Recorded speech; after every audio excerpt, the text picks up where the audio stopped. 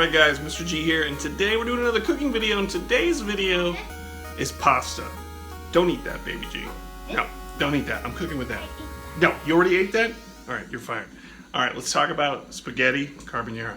So, spaghetti carbonara seems complicated, but it's not. It's a really easy pasta to make that I fell in love with when I was in Italy last year. So what you're going to need is you're going to need some prosciutto.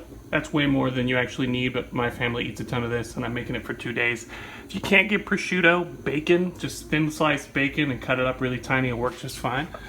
Garlic, I always use lots of extra garlic because garlic's awesome and I love it. And then a cheese like a Parmesan or an Edam or some sort of drier white cheese will work just fine. So while you're prepping all that, you're going to want to go and you're going to want to get your linguine noodles going over here until we get them al dente, aka boiled enough that they're going to stick to the wall, which is how my dad always taught me they're done, and he's not wrong. And then what we're going to do is we're going to mix up some batter for the noodles, which is the key to carbonara. So we're going to go ahead and mix that up. We're going to put about 3 eggs in here. We're going to add some cheese, and then we're going to add salt and pepper. All right, the next thing you're going to want to do is you're going to want to get some olive oil getting warm in a saucepan.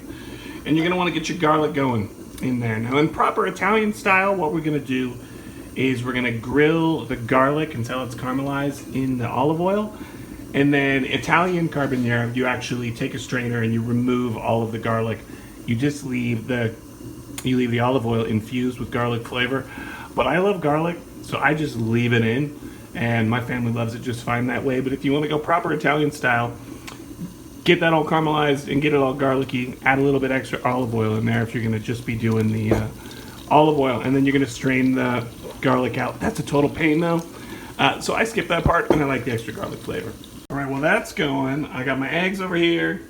Throwing in my cheese. Going to throw in some salt. And then I'm going to add some garlic. And I'm going to add some pepper. I'm going to get that all stirred up and I'm going to set it off to the side. All right, this is the phase where if you wanted to go proper Italian, you would get rid of all that garlic, but we love garlic in my family, so we're leaving it in. Add your prosciutto or thinly sliced bacon. Thanks, baby G. We're gonna get that grilling. Now, check on our noodles. I'm sure those are al dente, which I'm pretty sure is just Italian. We're done. We want them to stay hot, which is key to carbonara. All right, don't let your parents, your wife see that you do that. But I always check that my noodles are done by tossing them on the wall. If they stick, I know they're done because that's how my dad taught me. All right, guys, so here's the trick with spaghetti carbonara. Once you've browned your pork, your prosciutto, or your bacon, you're actually going to turn it off the heat. You are not going to use a colander. You're not going to use a colander. And you're going, what? I'm not going to strain my noodles with a colander? No, you're not. Get yourself some tongs, and I'll tell you what we're going to do next. So, we're going to take the noodles, we're going to dump them in the saucepan, which is off the heat, and the heat from the noodles is going to actually be what cooks this meal, and I'll show you in a second.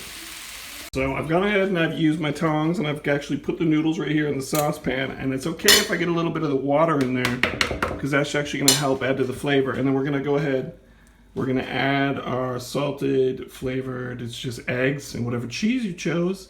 And we're going to mix it up, and the heat from the noodles is going to cook it just the right amount, but not too much. And there we go. You can see it's just cooked just the right amount. You want it to be nice and creamy for carbonara. Let's plate it up. Throw some oregano on there to get some extra plate appeal. There we go. There's dinner for the whole family for the next couple of days. Looks a little bit nicer with a lot of green on the top, not too much. Pro tip, always taste your food while you're cooking it, so you make sure that you don't get it too salty while you're cooking it.